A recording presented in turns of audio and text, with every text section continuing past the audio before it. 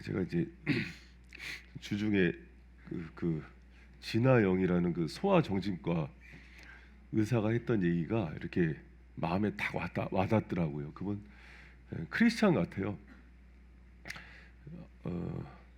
본인이 이제 아이를 낳고 본인이 의사니까 잘 키우고 아이를 이제 좀 멋지게 키우려고 이렇게 계획을 했죠. 그랬더니 어머니가 그러더래요.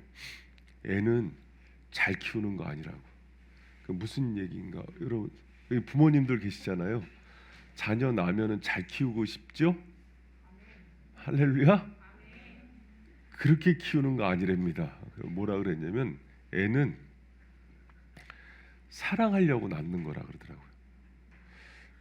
아이가 어느 날 갑자기 혜성처럼 이렇게 나타난대요. 그러면 그 아이를 부모가 막 잘 키워보고 얘 꿈을 이뤄주려고 열심히 한대요. 그러면 실패한답니다. 사람은 그렇게 키우는 게 아니라, 그렇게 대하는 게 아니라 내 사랑을 다 주면은, 조건 없이 다 주면은 그걸로 족한 거라 그러더라고요. 근데 제가 이제 애가 넷이잖아요. 갈수록 그렇게 되는 거예요. 처음에는 확 내가 이걸 어떻게 할까? 어렸을 때부터 영어 가르치고 한자 가르치고 막 뭐 유치원 가기 전에 막 한글 띄게 하고. 저도 생각해보니까 주님이 그거는 아니라고 많이 얘기하더라고요.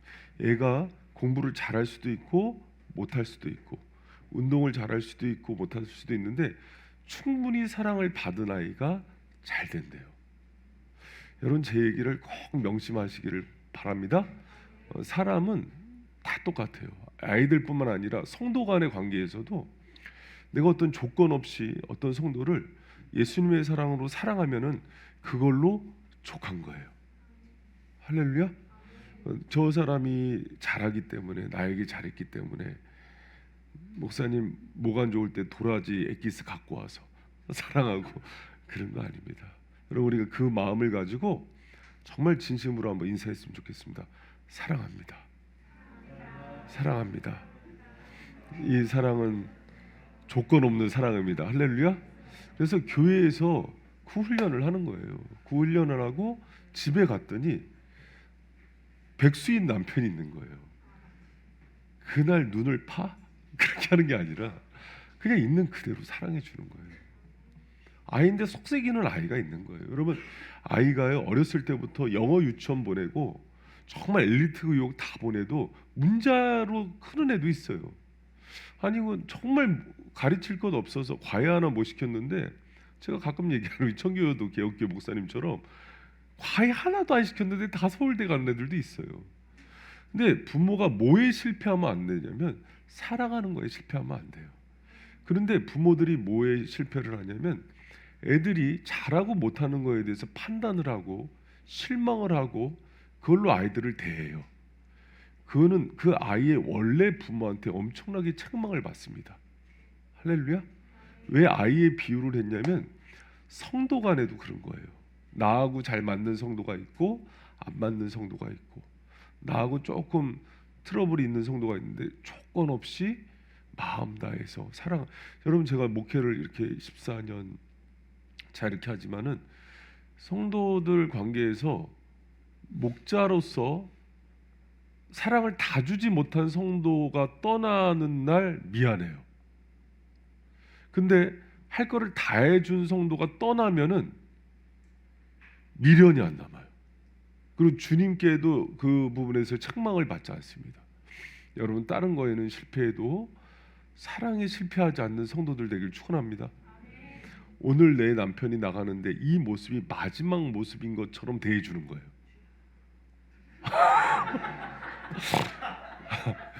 주여 믿습니다. 이루어질지어다. 그거 아니죠. 예.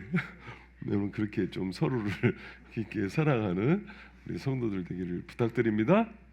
잠깐 기도하겠습니다. 하나님, 우리 성도들 중에 또 코로나로 또 감기로 여러 가지 가정 사정으로 또 힘들어하는 성도들이 있습니다. 주님 기억하여 주시고 오늘 이 저녁에 철야 예배 때 성찬의 은혜와 또 예배 은혜가 그들 가정 가운데 동일하게 임하게 하여 주시옵소서. 감사드리며 예수님 이름으로 기도합니다. 아멘. 여러분 제가 그 말씀을 준비하면서 오늘은 이제 본문 말씀보다는 이제 제가 짧게 그 절을 잡은 이유는 오늘 약간 좀 주제 설교를 좀 하려고 그래요. 목적 설교를. 제가 이제 오랫동안 성도들을 보면서 연수와는 상관없이 성도가 어떻게 신앙생활을 출발하고 과정을 어떻게 걷고 마지막 가장 중요한 그 볼링을 칠 때도 킹핀이 있어요. 그걸 쳐야 다 넘어지는 것. 그걸 무엇인가를 확실하게 잡느냐에 따라서 신앙 성장이 굉장히 달라져요. 근데 막 10년, 20년, 30년을 다니고 뭐 교회에서 안수집사, 권사, 장로라 할지라도 출발이 잘못되거나 그 과정을 어떻게 신앙의 여정을 잘못 가고 있거나 또 아니면 가장 중요히 여겨야 되는 것들을 경히 여기면은 성장이 절대로 안 됩니다. 아니 심지어는 마지막에 다른 곳에 거할 수도 있어요. 무서운 얘기죠. 여러분 그런 의미에서 오늘 성찬을 대하기 전에 제가 신앙에 있어서 성도로서 가장 중요한 건 세 가지를 찍을 거예요. 근데 이것이 여러분에게 영적인 양약이 되고 또 여러분 어떤 잘못된 것들을 고치는 그런 메스가 되는 은혜가 있기를 축원합니다. 여러분 기독교에서 출발이 뭘 것 같아요? 출발. 성도로서 출발한다. USB 좀 연결해 주세요. 성도로서 출발을 한다. 그럼 가장 먼저 어떻게 출발합니까? 뭐 주님 쪽에서 우리를 부르시고 뭐 인도하시고 뭐 성령 주시고 이거는 주님이 할 일이고 우리 쪽에서 출발할 때 꼭 해야 되는 게 뭐 같아요? 갈라디아서 2장 20절을 이렇게 피우는요. 성도의 출발은 나는 죽고 예수로 사는 거예요. 여러분 따라합니다. 나는 죽고 예수로 사는 삶. 여러분 성도의 출발이요. 내가 교회 가서 윤리적으로 도덕적으로 착하게 살아야지. 세상에서 성공해야지. 성경 공부 열심히 해야지. 기도 많이 해야지. 다 아닙니다. 신앙은 나의 자아가 십자가에 못 박혀 죽고 내가 예수 안에서 다시 사는 거예요. 할렐루야. 이 원칙을 잃어버리고 살면요. 교회에 와서 기도 열심히 하고 신앙생활 열심히 하면서 자아만 커져요. 그러면 신앙생활 오래 한 이후에 가는 곳이 달라질 수가 있어요. 여러분 갈라디아서 2장 20절 말씀 같이 한번 읽어보도록 하겠습니다. 시작. 내가 그리스도와 함께 십자가에 못 박혔나니 그런즉 이제는 내가 산 것이 아니요 오직 내 안에 그리스도께서 사신 것이라. 이제 내가 육체 가운데 사는 것은 나를 사랑하사 나를 위하여 자기 몸을 버리신 하나님의 아들을 믿는 믿음 안에서 사는 것이라. 아멘. 내가 예수님을 믿는 순간 나와 그리스도는 함께 십자가에 못 박혀 죽는 거예요. 나는 없고 오직 내가 사는 것이 아니요 내 안에 예수가 사는 거예요. 여러분 이 말은 달리 얘기하면은 예수님을 나의 왕, 나의 주인 삼아서 사는 인생이 되어야 하는 거예요. 할렐루야. 내가 내 인생, 내 삶을 사는 게 아니라 예수 그리스도를 대신해서 그분이 왕이고 내 인생의 주인, 나는 그분을 섬기는 종으로서의 삶을 살아가는 게 그리스도인이고 모든 신앙인들의 출발입니다. 할렐루야. 오늘 많은 그 교회가 그 인본주의적으로 바뀌면서 성도를 주인으로 만들어 버렸어요. 목사도 주인이 아니고 성도도 주인이 아니고 오직 예수 그리스도를 주인 삼는 곳이 교회인 줄 믿으시기 바랍니다. 모든 기관은 그것이 세워진 목적이 있어요. 국가는 국민의 안녕과 복지와 행복을 위해서 존재해요. 기업은 이윤 추구, 학교는 인재 양성을 하는 곳이에요. 교회는요, 모든 성도를 예수님께 이끌고 예수 그리스도로 살아갈 수 있도록 도와주는 곳이 교회인 것이에요. 여러분 성도가 교회에 왔는데 자기가 자아가 더 강해졌어. 그리고 자신의 욕망과 욕심이 커졌어. 그리고 예수님이 주인이 아니라 자기가 인생의 주인이 됐어. 그러면요 그 교회는 교회로서의 역할을 못 해준 거예요. 그 목사는 목사로서의 역할을 못 해준 거예요. 여러분 그 인생 가운데는요 아무리 시간이 지나도 성장이 없어요. 예수님을 가깝게 만나지 못해요. 그래서 여러분, 성찬을 대할 때 우리가 예수님의 십자가의 죽음과 그분의 살과 피를 우리에게 내어주는 걸 기념하는 이유가 뭐냐면, 예수님이 자기 생명 다해서 우리를 사랑하셨으니 우리도 우리의 생명 다해서 주님을 사랑하게 만드는 거예요. 여러분, 우리 오늘 성찬을 대할 때, 성찬은 그래서 원래 매주일 해야 되고, 로이드 존스 목사님 같은 경우는 주일마다 이 복음 설교만 했어요. 우리 인생의 주인이 누구냐? 내 삶의 목적이 무엇이냐? 예수 그리스도가 아니냐? 우리가 왜 헛된 것을 바라보면서 바울이 배설물이라고 얘기했던 그것을 향해서 살았느냐? 아니, 오늘 조용히 설교하려고 그랬는데, 아니, 이러면 또 내가 목소리가 또 가는데. 그래서 여러분, 정말 우리에게 다시 한번 생각해 봐야 됩니다. 내가 예수님을 주인으로 섬기는 종인가? 그리고 나는 없고 예수님을 목적으로 내가 살아가고 있는가? 그분이 주인으로서 내가 한 주간을 살았고, 나의 먹고 마시는 거, 여러분 로마서에도 나오잖아요. 내가 먹고 마시는 것조차도 나를 위해서 하지 않고 주를 위해서 하는 삶을 살다가 온 내가 그리스도인인가? 여러분, 그것을 다시 한번 확인하는 오늘 성찬이 있는 철야가 되시기를 축원합니다. 기독교는요, 잘 보세요. 처음에 시작할 때 어떤 문제가 있는 사람들을 고치고 개선시키는 게 아니에요. 죽이는 데서 시작해요. 여러분, 이 얘기가 무슨 얘기인지 이제 처음 신앙생활하는 사람은 잘 깨달아지지 않을 거예요. 이게 뭐 죽는 게 뭐야 도대체? 내 정과 육과 나의 모든 자아들을 십자가의 육의 속성을 못 박아 죽이고 예수 안에 있는 성령의 소욕으로 살아가는 것이 무엇인지를 깨닫게 돼요. 나중에 여러분, 그 원리 가운데 살아가는 데 기독교의 출발입니다. 여러분, 사람은요, 암 환자로 쳐도 암이 온몸에 전이가 돼서 말기암 환자, 내일 죽어도 이상하지 않은 사람이에요. 그런데 겉이 멀쩡하다고 나 괜찮아 이렇게 살아갈 수 있는 존재가 아닌 거예요. 그래서 우리는 처음 출발을 할 때 절망 가운데서 내 자신을 보면서 아무 소망이 없다는 걸 깨닫고 나에게 생명 주신 그 예수를 덧입어서 살아가는 것이 복음의 출발임을 믿으시기 바랍니다. 여러분, 그것을 깨닫게 되는 거예요. 그래서 복음이 왜 처음에 세일이나 창기들이 듣고 우리가 살았구나 하면서 자기를 부인하면서 예수께 나갔냐면, 자기 스스로 가망이 없는 사람이라고 인정한 사람들에게 간 거예요. 바리새인이나 세일이나 바리새인이나 서기관이나 사두개인들은 당시의 종교 지도자들이었고 사회 리더십이 있기 때문에 소망 가운데 사는 거예요, 늘. 여러분, 그러나 하나님께서 우리에게 성령을 주신 사람들은 자기가 얼마나 죄인이고 연약하고 소망 없는 자인지를 알고 자신의 모든 것들을 내리고 예수 안에서 소망을 발견하고 나는 죽고 예수로 사는 그 삶 가운데 나간다는 것을 꼭 기억하는 저와 여러분 되시길 축원합니다. 그래서 여러분, 우리가요, 뭔가 변화되고 개선하고 뭔가를 여러분 돌이키고 이전에 내가 완전히 죽어져야 돼요. 예수님과 함께 십자가에 완전히 매장되어져야 되는 거예요.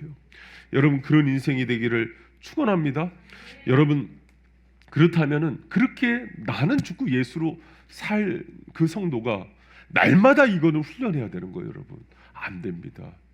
우리가 여러분 물에 들어갈 때 그 침례교는 그 물에다 아주 이렇게 집어넣잖아요. 그러면서 우리가 죽었다는 걸 상징하고 다시 나오면서 예수로 산다는 걸 상징하는 그런 세례를 주는데, 아담의 후예들이 수영 선수가 됐대요. 물에 안 빠지고 다 헤엄을 쳐 나온대요. 여러분, 그거는 마음에 꼭 생각해야 되는 거예요.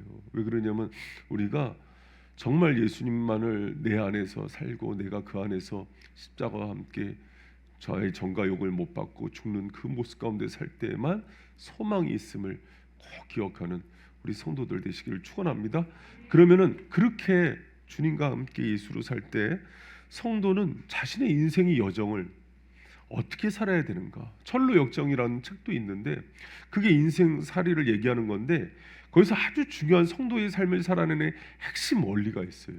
그게 뭐냐면 예수 그리스도와 동행하는 삶인 거예요. 할렐루야. 여러분, 성도는요, 나에게 가능성이 없다는 것을 인정했기 때문에 파산 선고를 하고 나서 인생을 살아갈 때 내 힘을 키워서, 잘 들어보세요, 내가 노력하고 내 공로와 의지와 내 힘을 키워서 살아가는 존재가 아니라 예수님과 함께함으로 승리하는 존재인 거예요. 할렐루야. 여러분, 이 말이 참 무슨 말인지 여러분 경험해 봐야 돼요. 기독교는 참 어려우면서도 쉬운 종교예요. 죽으면 쉬운데 죽지 않으니까 어려워요. 그리고 죽으면 예수님밖에 남지 않기 때문에 예수님밖에 붙들 것이 없다는 것을 깨닫게 되는 거예요. 할렐루야.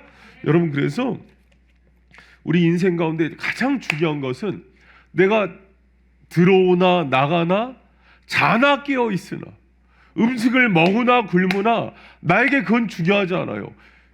부함에 처하든지 가난에 처하든지 병이 걸리든지 아니면 건강하든지 그게 중요한 게 아니라 어떤 상황에서도 예수 그리스도를 얻고 그와 함께하는 게 인생에 있어서 가장 중요하다는 것을 믿으시기 바랍니다. 할렐루야. 여러분, 누가복음에 보면, 마태복음 11장에 보면은 그 예수님께서 수고하고 무거운 짐진 자들아 다 내게로 오라. 아니, 지금 저기 본문이 잘못됐는데 누가복음 아니다.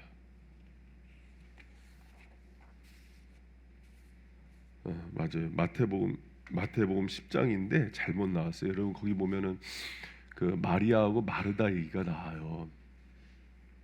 여러분 한번 찾아봅시다. 우리 마태복음 10장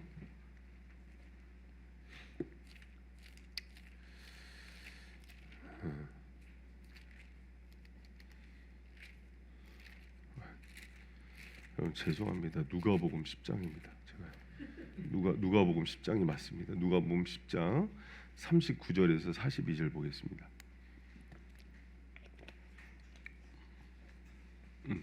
나왔다. 우리 같이 여기 있네, PPT. 자, 39절 40절 우리 돌아가면서 읽겠습니다. 시작. 그에게 마리아라는 동생이 있어 주의 발 아래 앉아 그의 말씀을 듣더니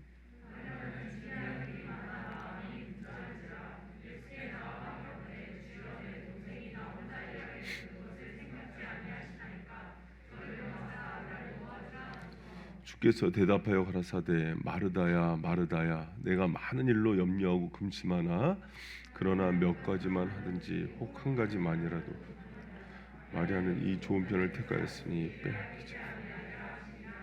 아멘. 자, 보세요. 여기서 보면은 우리가 이 땅을 살아가면서 예수님과 동행하고 그분과 함께하는 그 관계가 얼마나 중요한지를 얘기하는 거예요. 여러분, 사람이 이렇게 보면은 예수님과 동행하는 그 관계를 더 소중히 여겨야 되는데 그러지가 않아요. 그러니까는 자기 일이 더 중요해요. 그래서 마르다를 마르다 증후군이라고 얘기를 하거든요.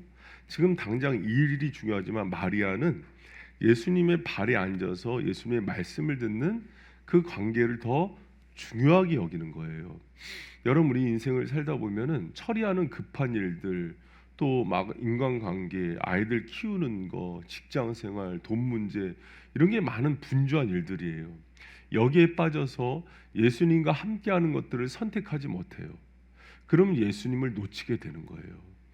여러분, 우리가 그 일 가운데 정말 하나님께서 우리에게 원하시는 것이 무엇인지를 꼭 기억해야 돼요. 주님과 동행해야 돼요. 여러분, 어떤 목사님이 그 얘기를 하더라고요. 목회자도 여러분 봐요. 목회자 늘 예배드리고 늘 기도하고 늘 주님의 예배당에서 이렇게 성도들 목양하지만 목회자가 그게 일이 돼 버릴 수가 있어요. 주님과의 관계가 아니라. 그러면은 주님이 그거를 아실까요? 모를까요? 정확히 알아요. 그래서 중심 싸움을 해야 돼요. 마음 싸움을 해야 돼요. 내 마음에 정말 예수님이 함께 계시고 그 정말 그렇게 내가 주님을 사랑하고 있는지를 늘 점검해야 돼요. 어떤 목사님이 목회를 이제 뭐 한 20년 이렇게 했는데도 교회가 성장하지 않고 목회가 그렇게 힘들어서 내가 마지막으로 좀 어디 가서 기도원에 가서 기도하고 좀 어떻게 이제 결단을 해야겠다. 그리고 이제 가는 길에 시골에 있는 한 교회에 들렸는데 그 교회에서 이제 그 시골 교회에서 집회를 하는데 그냥 정겨워서 가서 앉아 있는데 집회가 은혜가 되더래요. 그래서 그 다음 날 새벽에도 왔는데 그 시골 교회인데 권사님 한 분이 앞에서 그렇게 소리를 지르면서 통성 기도하는데 이렇게 그 기도가 다 들리게 하시는 분들이 있어요. 뭐라 그러냐? 하나님을 정식으로 믿게 하여 주시옵소서. 하나님을 정식으로 믿게 하여 주시옵소서. 근데 무슨 정식으로 믿게 해달라고 저렇게 소리를 지르시나? 근데 그 말이 그렇게 가슴에 이렇게 꽂히더래요.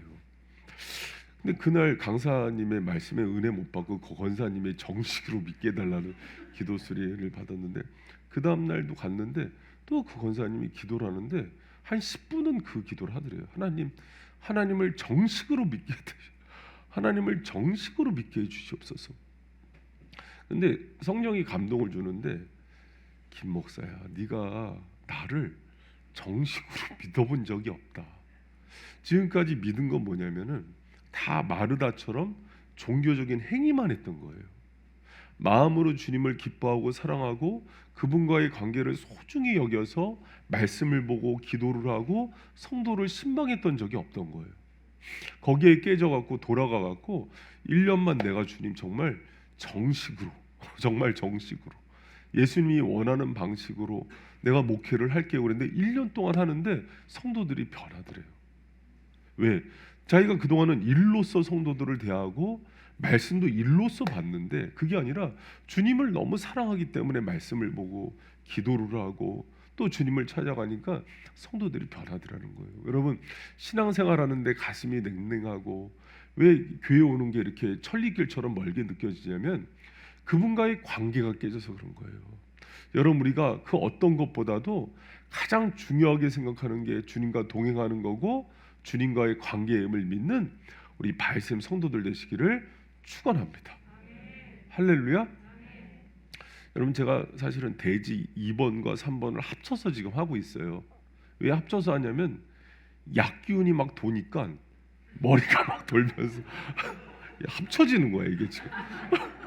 그래서 이제 빨리 끝나게 생겼어요 지금. 뭐 감사하죠. 여러분 제가 사실은 이제 주님과의 동행과 그 관계라는 것들이 저도 이제 목회하면서 조금씩 철이 들어가면서 그게 보여지기 시작하는 게 있어요. 뭐냐면은 저도 사실은 목회를 할 때 능력 구하고 힘을 구했던 적이 많아요. 왜 그런가 하니 그게 주님의 능력을 가지고 내 힘을 키우려고 그러더라고요. 근데 지금은 기도 제목이 많이 바뀌었어요. 제가 또 이번 주에도 지난주 명절서부터 많이 아프면서 이렇게 경험했던 게 몸에 힘이 빠지니까 이 육신은 진짜 뭐 내일이라도 주님이 부르면 가는 게 육신이에요. 그래서 누구에게 꼭 붙어 있는 게 능력이냐면 이 질그릇은 보아이신 예수님을 담고 있으면 되는 거예요. 할렐루야. 그런데 껍데기가 병이 들었던 건강하던 아니 뭐 박사건 아니던 그는 상관없어요. 우리 이 질그릇들은요, 이 피조물은 예수님을 소유하고 이 보아이신 예수님을 소유하고 있느냐 없느냐에 따라서 달라지는 거예요. 할렐루야. 여러분 주님 꼭 붙들고 주님과 동행하는 우리 바이샘의 모든 성도들 되시기를 축원합니다. 여러분 그래서 이 관계를 절대 의존 관계라 그래요. 여러분 따라하면 절대 의존 관계. 주님과의 관계가 그냥 주님 있어도 되고 없어도 되는 관계가 아니라 절대 의존 관계가 돼야 되는 거예요.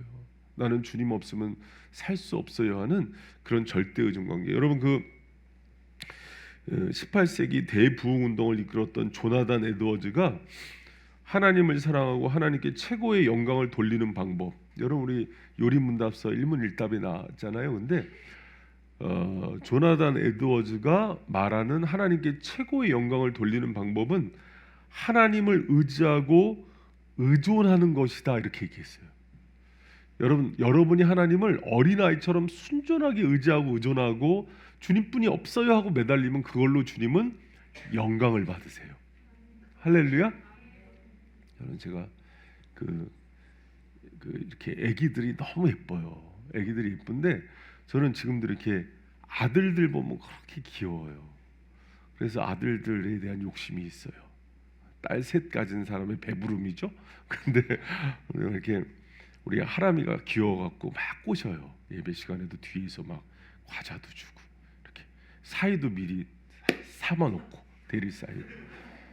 넌 사위야 막 그러면서 이제 하고 맛있는 것도 주고 장난감도 하고 이렇게 하다 보면은 한참 놀다 보면은 공은 내가 다 드렸잖아요 지한테. 근데 좀 있으면은 엄마가 이렇게 눈빛 한 번만 주면 글로 쭉 가요. 그럼 나는 순간 그냥 개털이 되는 거예요.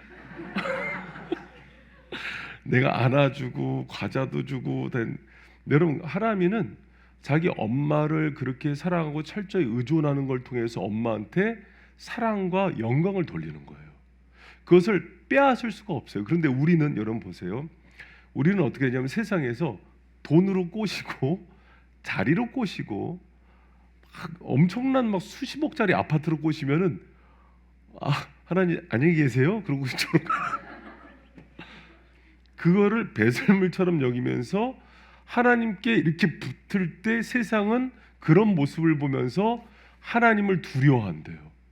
근데 우리는 마음을 그렇게 세상에 뺏기는 거예요. 어린아이가 예를 들어서 제가 하람이를 막 그렇게 꼬셨어요. 근데 갑자기 엄마한테 가더니 아빠한테 가더니 아저씨 잘 계세요. 저분이 이제부터 내 아빠입니다. 그러면 부모는 수치를 당하는 거예요. 영광을 당하는 게 아니라 하나님은 우리를 통해서 어떻게 영광을 받으시냐면 세상의 금은보화와 부귀와 영화와 아무리 높은 자리를 준다 하더라도 그것을 거들떠보지도 않으면서 하나님뿐이 없습니다.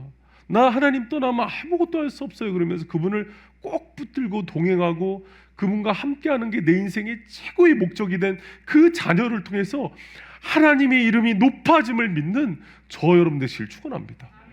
여러분 그렇게 내가 남은 인생길 여정, 철로 역정과 같은 인생을 그렇게 사는 게 신앙의 핵심 원리고 비밀이라고요.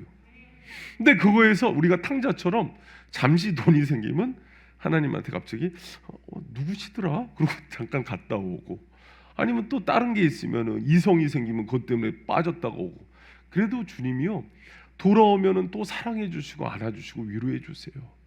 여러분 우리가 그 주님께 정말 주님 없으면 안 된다는 그 어린 나이의 심정으로 주님 떠나지 않고 늘 동행하는 그 심정으로 나갈 때 하나님께서 저 여러분의 그 모습을 통해서 영광 받으실 뿐만 아니라 하나님께서 여러분 남은 인생 다윗처럼 모세처럼 아브라함처럼 큰 축복을 주신다는 것을 믿는 저 여러분 되시길 축원합니다. 할렐루야.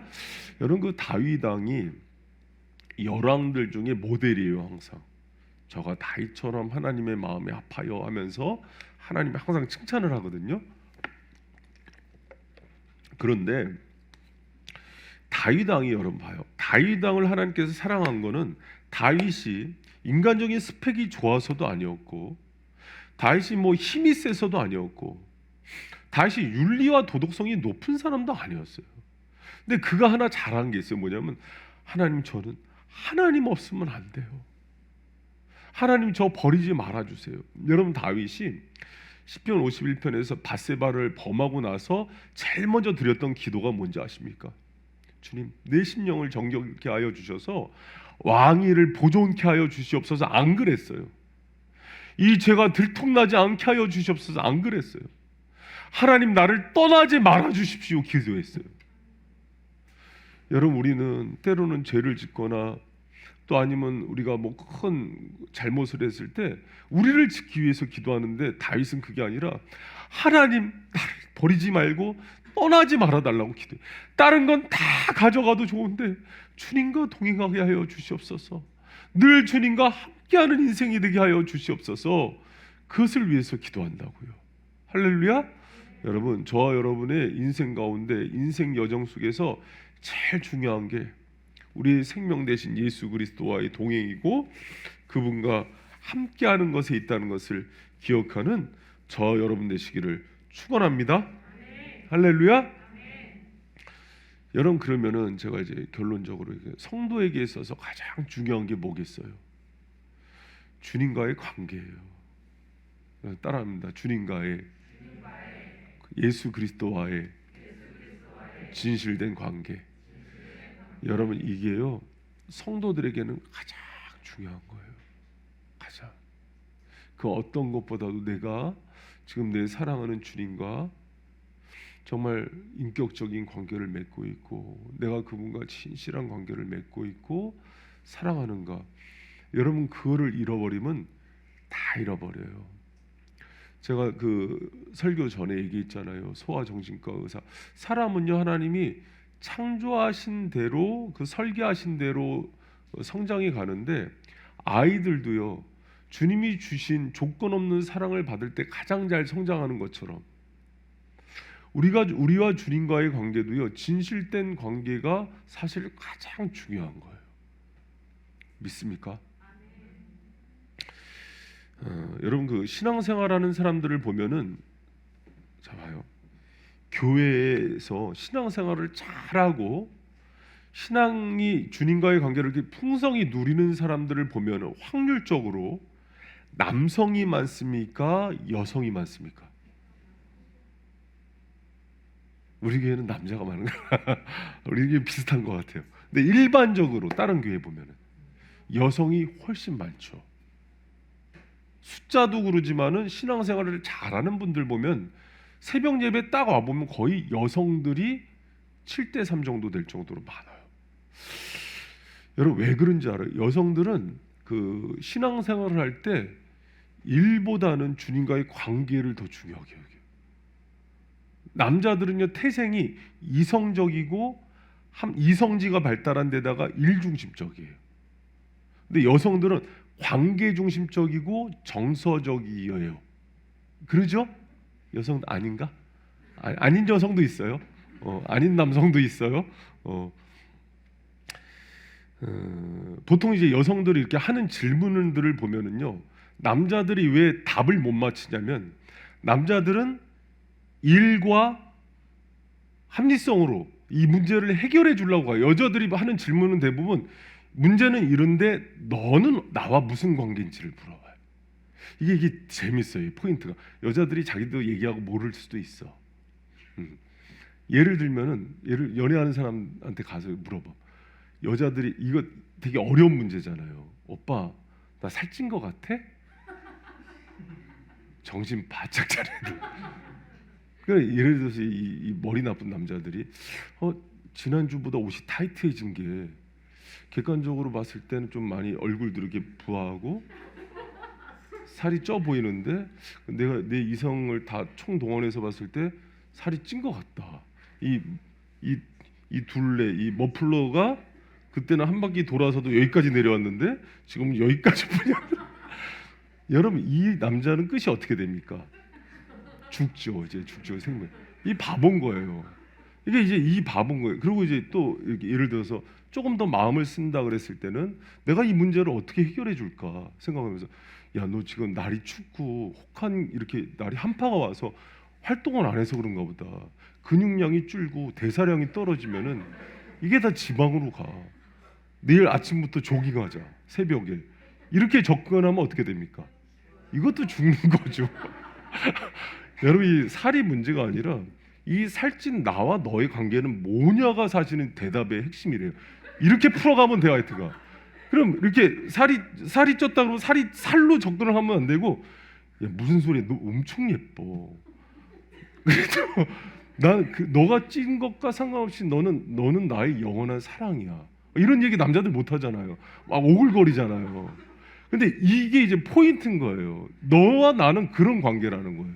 이런 조건에 상관없이 그 답을 사실은 아니지만 남자들은 사실이 아닌 거를 얘기하기 싫지만 그 얘기를 해줘야 되는 거예요. 아멘. 근데 남자들이 이 포인트를 못 잡고 문제 해결을 해주려고 그러던가 객관화시키려던가 합리성으로 들어가요. 주님과의 관계도 똑같아요. 여러분 주님이 우리를 대할 때 우리의 환경과 조건을 분석하거나 합리적으로 가지 않아요. 베드로한테도 물어요. 너는 날 누구라고 그러니? 사람들은 선지자고 뭐 엘리야가 왔다 이렇게 하는데 너는 뭐라 그러니? 주님이십니다. 살아계신 하나님의 아들입니다. 베드로야, 네가 3번 나를 부인하고 넘어지지만 너는 나에게 사랑하는 아들이다. 주님이 우리를 대하는 법을 알면은 여성도 잘 대할 수 있고 남성도 잘 대할 수 있어요. 포인트가 뭐냐면은 천부이신 하나님과 유일한 하나뿐이 없는 자녀로 우리를 대하기 때문이에요. 여러분, 하나님과 그 관계를 맺는 사람은요, 새벽에도 올 때를 다 봐요. 새벽기도 잘하는 법 알려줄게. 새벽기도가 일이 되기 때문에 남자들은 잘 못 와요. 근데 대부분 여성의 감성 있는 사람들은 관계로 와요. 그 새벽에 주님을 만나고 싶은 거예요. 남자들은 도장을 찍어야 된다는 의무로 와요. 그래서 내가 안수 집사고 예를 들어서 장로고 목사인데 이걸 이 의무 방어전을 그러지 않아요, 여러분. 여러분, 연애를 할 때 제일 눈을 떴을 때 누구하고 먼저 통화를 하고 싶습니까? 연애를 안 해보셨군. 그녀하고 통화를 하고 싶지 않아요? 그런 마음으로 주님과의 관계를 맺게 돼요. 그럼 신앙생활이 야곱이 라헬을 얻기 위해서 7년이 수일처럼 지낸 것처럼 새벽 1년이 그냥 지나가 버려요. 내가 눈을 떴을 때 내 사랑하는 주님께 나가서 먼저 찬양하고 싶고 기도하고 싶고 그분을 가장 먼저 보고 싶죠. 근데 여러분, 이거예요. 연애할 때도 나는 새벽에는 전화 안 했어요. 그런 사람들은 새벽기도 얘기 안 해도 돼요. 진짜로. 그런 연애하는 방법이 다른 거예요. 그러면 밤기도로 해요. 그 사람은 밤에 만났으니까. 그런 철회에 올 때도 그런 마음으로 나오는 거예요. 할렐루야. 여러분 인생에서요, 주님을 사랑하고 그분과의 그 친밀한 관계를 맺고 나에게는 둘도 없는 가장 소중한 그분. 그래서 여러분, 그 어떤 그 삶의 그 신앙에 대한 모든 그 조건이 외부적인 게 아니라 그 존재의 관심으로 바뀌는 거예요. 여러분, 신앙생활도 예수님과의 사랑 나눔 관계 중심으로 바뀔 때 진정한 행복이 있고 또 신앙생활하는데 기쁨이 있다는 것을 믿는 저와 여러분 되시기를 축원합니다. 할렐루야. 여러분, 기독교는요, 말씀을 제가 좀 마무리를 하겠습니다. 오늘 좀 짧게 한다고 그러고 더 길어진 것 같은데, 기독교는 윤리가 아니고 착해서 될 문제가 아니라 예수 그리스도를 바르게 알아야 되고 그분과 관계 맺기가 잘 돼 있어야 되고 교회 오래 다녀야 돼서 해결될 문제가 아니라 첫 단추가 잘 끼워져야 되는 거예요. 그랬을 때 3가지 핵심에 대해서 오늘 다시 한번 정리하겠습니다. 여러분, 기독교의 출발은 나는 죽고 내 안에 예수로 사는 것이 무엇인지를 발견하고 죽으면서 시작하는 게 기독교라는 것을 꼭 기억하는 저와 여러분 되시길 축원합니다. 그리고 2번째, 성도는요, 자신의 남은 인생을 자신의 노력과 힘을 의지해서 사는 것이 아니라 예수님만 믿고 의지하고 그분과 동행하면서 살아가는 게 답임을 기억하시기 바랍니다. 그래서 그분이 없는 곳에는 가지 않는 거예요. 그분과 함께하는 게 힘이기 때문에. 그리고 마지막으로 성도에게 가장 중요한 것은 예수 그리스도와의 친밀한 관계예요. 그래서 그 관계를 붙들고 누리며 살아가는 우리 발샘의 모든 성도들 되시기를 축원합니다. 여러분, 성찬식은 그런 의미에서 너무 중요해요. 주님께서 자신의 살과 피, 자신의 생명을 내어주면서 여러분 1대1로 받는 거예요. 여러분, 한 사람을 위해서 그분이 자신의 육체를 깨트려서 생명을 다해서 그렇게 사랑하시고 여러분을 살리신다는 그 고백이 담긴 성찬을 대할 때마다 주님이 나의 관계가 이렇게 소중하셨구나. 주님이 나에게 자신을 깨트리고 나서 성령을 부어주심으로 영원히 나와 함께이기를 원하시는구나. 십자가에서 주님이 나를 위해서 달려 죽으시고 다시 부활하신 것처럼 내가 이 성찬을 대할 때마다 내 자아와 이 죄의 정욕들이 다 죽어지고 부활의 영으로 다시 살아나는 시간이 되는구나. 그렇게 대할 때 우리 심령이 새로워지는 거예요. 여러분은 성찬을 통해서 주님께서 올 신년 첫 번째 성찬입니다. 주님의 은혜, 부활의 영, 성령의 능력으로 저 여러분을 새롭게 하는 그런 은혜의 시간이 되기를 축원합니다. 할렐루야. 여러분 같이 찬양하면서 성찬으로 나갔으면 좋겠습니다.